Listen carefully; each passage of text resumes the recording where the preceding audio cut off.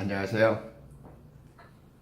오늘도 주님의 은혜 가운데 평안하시고 승리의 한 날이 계속되시고 또 성공으로 이끄시는 한 날이 되시기를 바랍니다. 생명을 되살리는 기독선, 성경이 열리고 구원과 만나는 기독선, 일관독법으로 총괄제설하는 기독선의 무호선사입니다. 이 시간에는 보혈 심판, 그러니까 예수 그리스도께서 직접 우리들에게 사람의 형체로 육신을 만들어 입으시고 우리들 속에 찾아오셨다는 것, 그리고 우리들을 위해서 당신이 스스로 십자가에서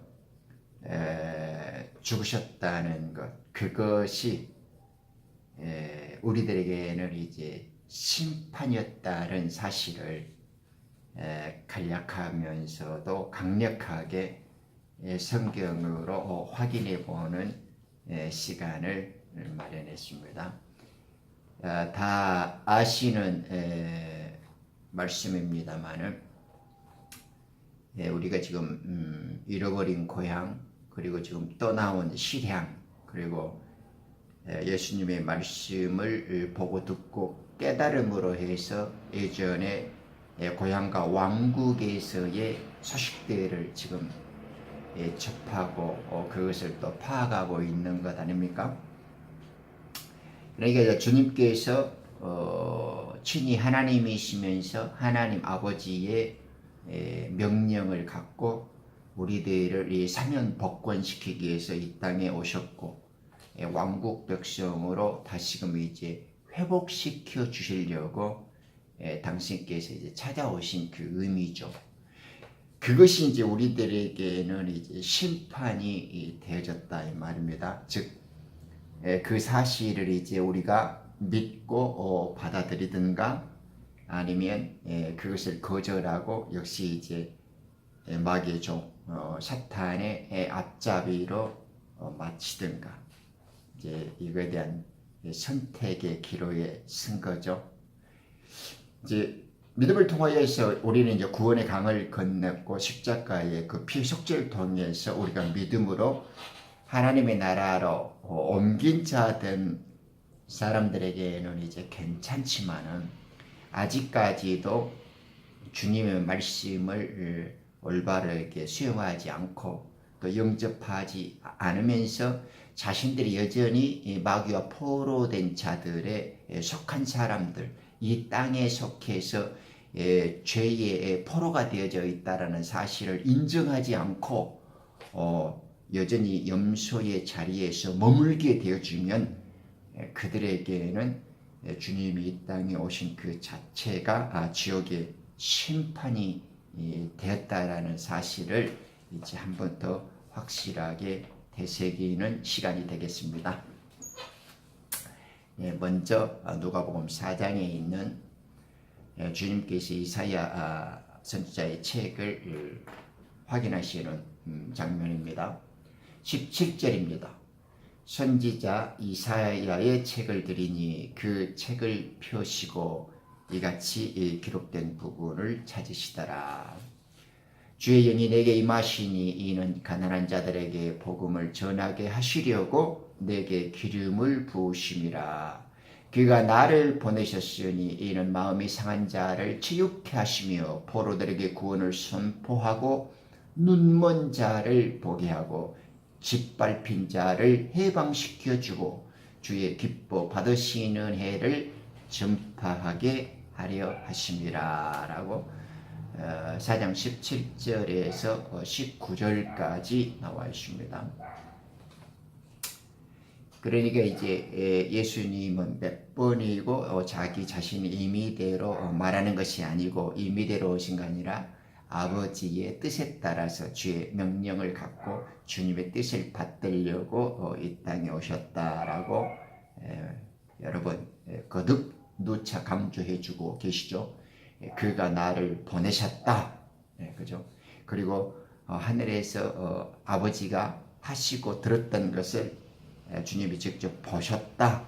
그 명령을 나는 그대로 전한다. 내 뜻대로 하지 않고 아버지의 뜻을 전하는 것이다. 이렇게 지금 강조를 하고 있습니다. 왜냐하면 창조주 하나님과 예수 그리스도는 아들과 아버지의 관계로 표현되어 있지만은 하나이신 분이잖아요. 닮은 꼴이나 동일한 분이 아닙니다. 한 분이십니다. 우리는 지난 시간에 그 공부했죠. 예수님께서는 이 땅에 오셨습니다. 그것은 때가 찼고 약속하신 기한이 도래했기 때문이죠. 마가복음 1장 14절 15절에 나오지 않습니까? 그 때가 차니 하나님께서 자기 아들을 보내시어 여자에게서 나게 하시고 그 법 토라 아래 나게 하신 것은 그 법 아래 있는 자들을 구속하셔서 우리로 아들의 신분을 얻게 하려 하심이니라. 갈라디아 4장 4절에도 역시 동일한 말씀이 나옵니다. 토라의 저주와 사망 아래에서 신음하면서 오래 기다렸던 이스라엘과의 약속을 기억하신 하나님께서는 드디어 그의 백성들을 값주고 사시고 그를 믿는 그들로 하여금 하나님의 아들이 될 수 있는 신분을 회복해 주시려고 그 정한 때의 기한에 맞춰 이 땅에 오셨던 것입니다. 여기서 이스라엘의 약속이라고 했지만은 제가 강조를 해드릴 때 이스라엘은 인류에 대한 예표 그리고 대표자로서 성경에서 말하고 있는 것이지 이스라엘을 선택하신 것은 결국 세상에 있는 모든 자들을 구원하시려는 하나님의 계획이고 경륜이지 꼭 이스라엘이다 이렇게 생각할 필요는 없죠. 좀 의미를 확장하실 필요가 있겠습니다. 찾아오실 수밖에 없는 하나님이죠. 왜냐하면 하나님께서 이 물질 세계와 천지 창조를 통해서 그 창조 속에 나타난 당신의 구속 계획을 창조로 시작하면서 이미 말씀을 선포하셨기 때문에 하나님께서는 결국 이 땅에 오셔야만 했고 오실 수밖에 없는 분이셨습니다. 반드시 오셔야 하는 까닭은 그의 백성들은 그 법, 그 토라의 사망 권세에서 벗어날 수가 없기 때문에 하나님 외에는 우리들에게는 구원받을 다른 길이 없죠. 그러니까 하나님은 오셔야 합니다. 이 일은 오로지 하나님의 아들 예수 그리스도만이 할 수 있었던 일입니다. 이분만이 그의 백성들을 죄의 종에서 풀어주고 사탄의 감옥에 된 그 포로에서 해방시킬 수 있는 분이십니다. 이때는 그 법 토라와 모든 선지자는 수장자 요한의 때까지를 의미한다라고 성경에서 몇 번 기록합니다. 마태복음 11장 13절에도 나와 있죠. 그때는 그러니까 하나님께서 약속하신 정한 기한의 때는 요한의 때까지다 이렇게 말씀해 주고 계시잖아요.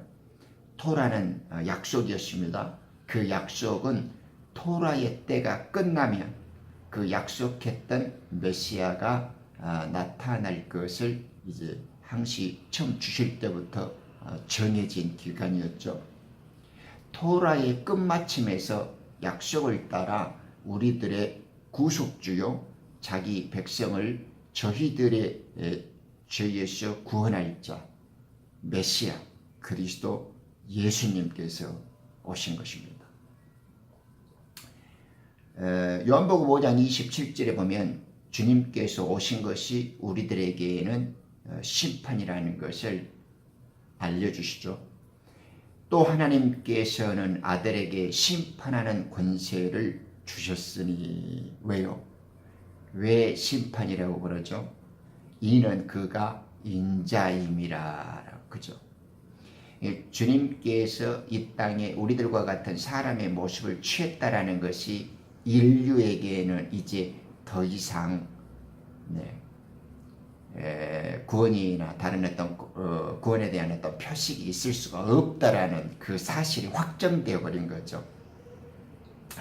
창조주요 메시아로 이 땅에 사람의 아들로 만들어 입고 오셨습니다. 그것이 곧 심판입니다.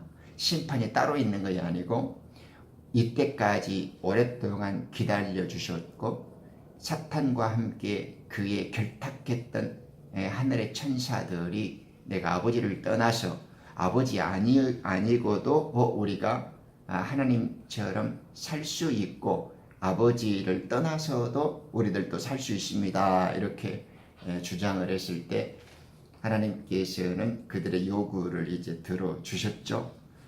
그런데 우리가 이렇게 역사 속에서 지내고 봤지만은 하나님을 떠나서 마귀들하고 살았던 삶은 우리들의 의지와 힘 갖고는 절대 제대로 된 세상을 만들 수가 없었다라는 것입니다. 왜냐하면 죄와 폭력과 살인과 음란과 온갖 더러움과 거짓으로만 점철되니까 하나님의 역사적인 계획이 없이는 우리들끼리는 정상적인 삶이 존재하지 않게 된 것이죠. 그래서 하나님께서는 이미 그 모든 것을 다 알고 계시기 때문에 너희들의 때가 너희들 스스로는 안 된다라는 걸 증명할 시간을 벌어줬고 그 때와 기한이 이제 찼기 때문에 당신의 역사를 심판으로 이제 정하신 거죠. 그 기한이 이제 무르익어서 오셨던 것입니다. 그리고 지금 우리들에게 이제 그 회개를 촉구하고 선택을 분명히 이제 경고해 주고 계십니다. 예수님이 인자로 이 땅에 오셨던 것이 심판인 것을 어떻게 확실히 알 수 있습니까? 예수님이 이 땅에 다녀가신 것이 확실한 심판이라는 것을 우리는 놓치지 않고 알고 계신 거죠. 그것은 요한이 25절에서 확실하게 밝히고 있죠. 진실로 진실로 내가 너희에게 말하노니 죽은 자들이 하나님 아들의 음성을 들을 때가 오나니 바로 지금이라. 듣는 자는 살리라. 이렇게 말씀하고 있지 않습니까? 죽은 자들이 어떻게 하나님 아들의 음성을 들을 수 있나요? 죽었던 자들이 하나님 아들의 음성을 듣는다. 쉽게 흔하게 듣는 소리지만 그냥 익숙하게 들어서 그냥 지나칩니까? 우리는 성경에서 분명 죽는 자들이죠. 죄로 죽고 마귀와 함께 하나님의 반역을 당했을 때 이 죄된 땅 지옥에 떨어졌을 때 우리는 죽었습니다. 죽는 자로 왔어요. 성경이 우리를 보고 죽었다고 하면 죽는 거죠. 그런데 죽는 자에게 하나님의 말씀이 들려지고 있습니다. 우리의 생각이 중요한 것이 아니고 성경이 그렇다라고 하면 그리스도께서 말씀하시면 그것이 법이고 생명입니다. 우리 생각을 섞거나 우리가 하나님의 말씀에 덧붙여서 상상할 이유는 전혀 없는 것이죠. 하나님께서 그렇다고 하시면 그런 거이고 성경이 그렇다고 하면 아멘이 되는 것입니다. 죽는 자들에게 하나님이 말씀하시면 죽는 자들도 음성을 들을 수 있게 되어지고 살아나게 되어졌습니다. 왜냐? 하나님께서 말씀하신 것이 곧 생명이고 법이기 때문에 그렇습니다. 그러나 그리스도께서 그렇다고 말씀하십니다. 우리는 이것을 요한복음 11장 나사로의 사건을 통해서 우리는 많이 목격하고 있지 않습니까? 예수님께서도 이 땅에 계실 때 죽었던 자를 살리는 기록이 3번이나 나타나잖아요. 물론 베드로와 바울도 죽었던 자를 살리는 기록이, 성경에는 죽었던 자들이 살아나는 기록이 10번이나 나오죠. 그 중에서도 생전의 주님께서는 3번이나 당신이 직접 무덤에 또 죽어있는 자들을 이름을 부르시고 또 살아나라고 명령하고 말씀만으로 그들이 살아나는 것을 우리들에게 직접 보여주셨지 않습니까? 그러니 하나님께서는 우리가 눈을 감고 흙 속에 들어가 있으나 두 눈을 멀쩡히 뜨고 걸어다니는 자로서 죽어 있으나 무덤에 누워있는 죽은 자나 걸어다니면서 죽어 있는 자나 우리들의 생각으로는 다르게 느껴질지 몰라도 창조주시여 이 땅에 구속주로 오신 그리스도 예수님의 눈으로는 다 죽어 있는 자, 즉 당신의 생명으로부터 떠나서 되진 자라는 것을 알 수가 있죠. 그분 눈에는 걸어댕기는 되진 자나 무덤에 누워 쓸모없이 죽어 있는 자나 똑같습니다. 하나님께서 말씀하시고 그 귀에 넣어주시고 믿음으로 그 말씀을 들으려고 하는 자들에게 살리시는 전능하신 분이라는 사실을 우리는 꼭 잊지 말고 붙들어야 합니다.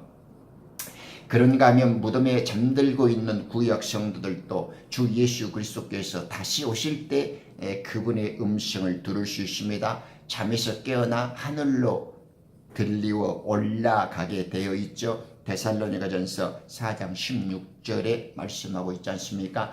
듣는 자들은 살리라. 그분의 음성은 생명을 주시는 음성입니다. 이 음성을 듣는 자는 살게 되어졌죠. 이것은 육신적인 생명뿐만 아니라 영적인 생명에게도 그대로 적용되고 실천됩니다. 죄 가운데서 영적으로 죽어있는 죄인이 주 예수 그리스도의 음성을 들으면 그 영이 살아나고 혼이 구원을 받게 되는 것임을 우리는 알 수가 있죠.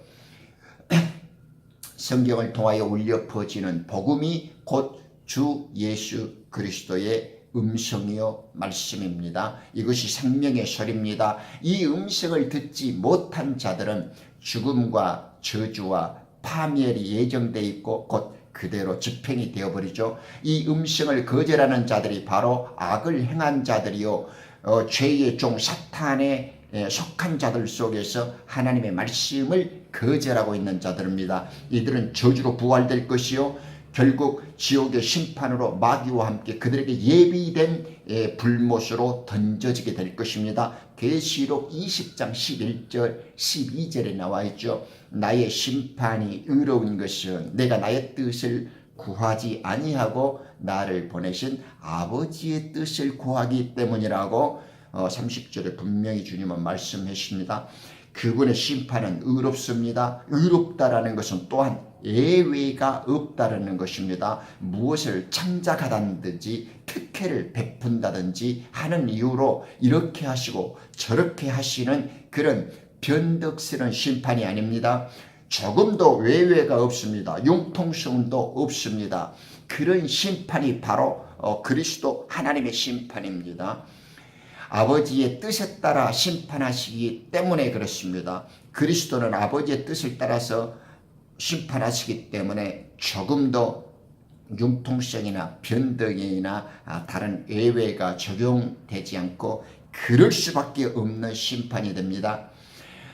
하나님께서는 공의의 하나님이시잖아요. 속에 숨어있는 사람의 마음을 다 헤아리시면서 의를 행하시는 분이기 때문에 그 누구도 그분의 앞에서 억울하다거나 잘못됐다고 토를 달거나 불평할 수가 없게 된 것입니다. 그분의 심판에서 은혜를 구하고 자비를 구할 수도 없습니다.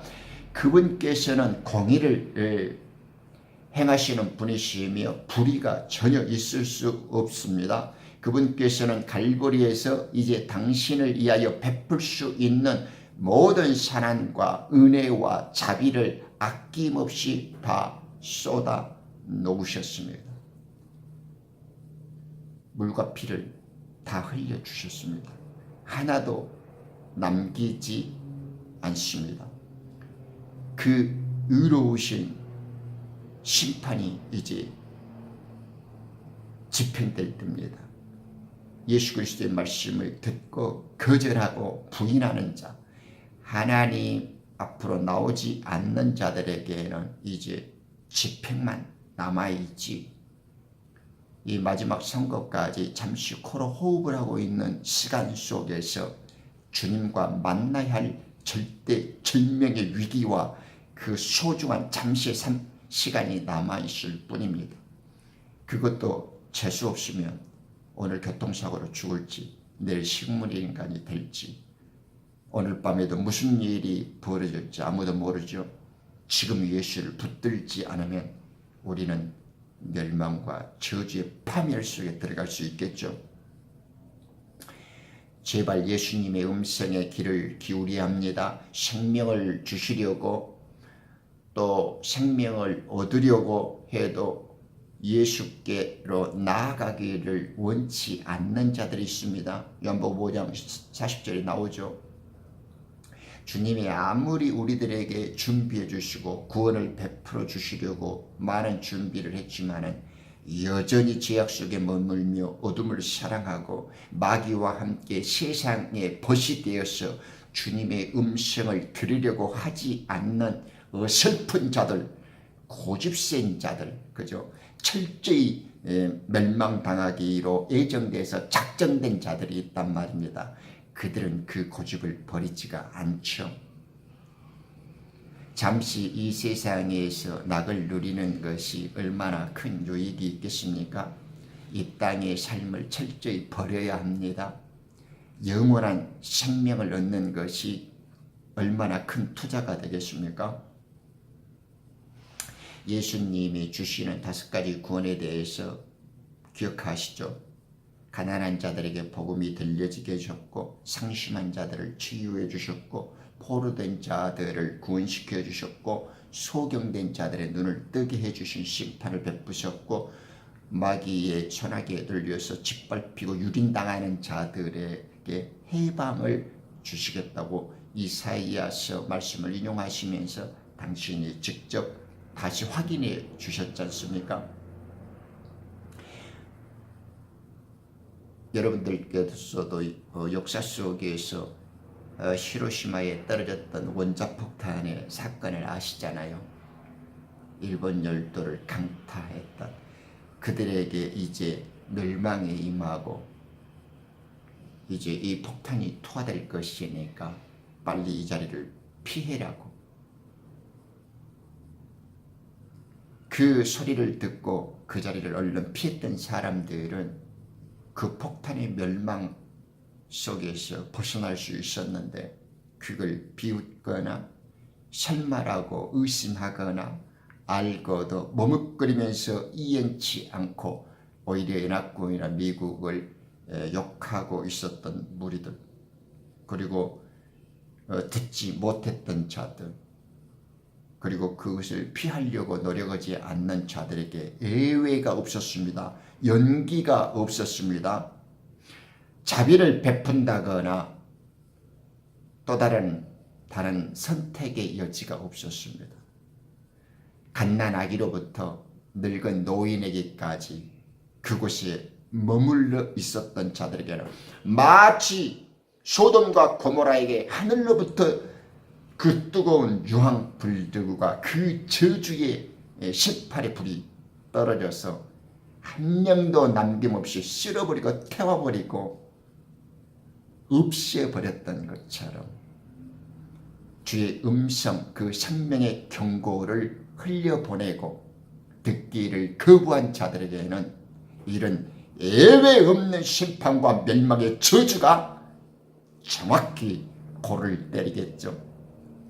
우리는 겸손히 이 어둠의 사실에서 벗어나기를 소망하면서 지금 예수님이 들려주시는 너희들은 마귀의 종이요 사탄의 포로가 되어 있고 이제 나가 너희들을 구원시키고 그 어둠에서 해방시켜 주려고 왔다. 내 음성을 들어라 라는 그 친절하고도 자비한 음성의 말씀, 그 구원과 진리와 생명의 소리에 우리는 부복하고 그분을 붙들어야 할 은혜의 시간이 지금이라는 것, 구원받아야 할 시간이 지금이라는 것, 주님의 은혜가 지금밖에 없다라는 것을 자각하시고 주께 감사함으로 두 손 들고 나와야 할 시간이 되었습니다. 오늘도 감사합니다. 또 뵙겠습니다.